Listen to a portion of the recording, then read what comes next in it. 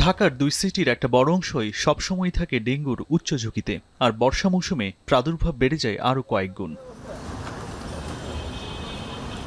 বুধবার সকালে ঢাকা উত্তর সিটি কর্পোরেশনের কর্মীদের নিয়ে গুলশানের কয়েকটি বাড়িতে মশক নিধন অভিযান পরিদর্শন করেন স্থানীয় সরকার প্রতিমন্ত্রী মীর শাহে আলম। ১১৩ ও ১০৭ নম্বর রোডের বহুতল ভবনগুলোতে চালানো হয় চিরুনি তল্লাশি।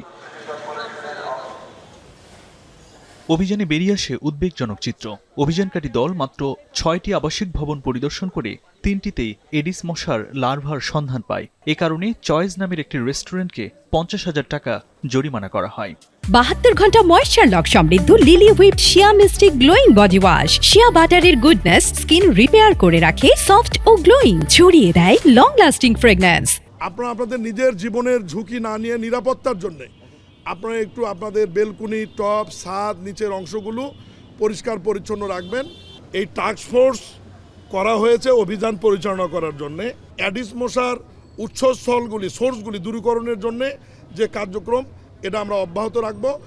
অভিজাত এলাকার ভবনগুলোতে মশক নিধন কর্মীদের ঢুকতে না দেয়া এবং নাগরিকদের উদাসীনতাকে ডেঙ্গু বিস্তারের অন্যতম কারণ বলছেন ডিএনসিসির কর্মকর্তারা। যদিও মশক নিধন কর্মীদের কাজে ফাঁকি দেওয়ার অভিযোগও রয়েছে। আজকে আমরা যে ৬টা বাড়িতে গিয়েছি, ঢাকা উত্তর সিটি কর্পোরেশনের যে মশক কর্মীরা এখানে নিয়মিতভাবে ডিউটি করে, সাধারণত তাদের এই বাড়িগুলোতে এক্সেসটা একটু কঠিন হয়ে থাকে। ৬টা বাড়ির মধ্যে আমরা 3টা বাড়িতে লার্ভা পেয়েছি এবং এটাই হচ্ছে নগরের অন্যান্য এলাকার চিত্র। আপনার 50%-এর অধিক বাড়িতে আমরা লার্ভাটা পাবো। চলতি জুনে ডেঙ্গু আক্রান্তের সংখ্যা ইতোমধ্যে ৫,০০০ ছাড়িয়েছে। বিশেষজ্ঞরা বলছেন, বর্ষা দীর্ঘায়িত হওয়ায় অক্টোবর পর্যন্ত থাকবে ডেঙ্গুর ঝুঁকি। তাই ডেঙ্গু নিয়ন্ত্রণে প্রতি সপ্তাহে অভিযান চলবে বলে জানিয়েছেন টাস্ক ফোর্সের কর্মকর্তারা।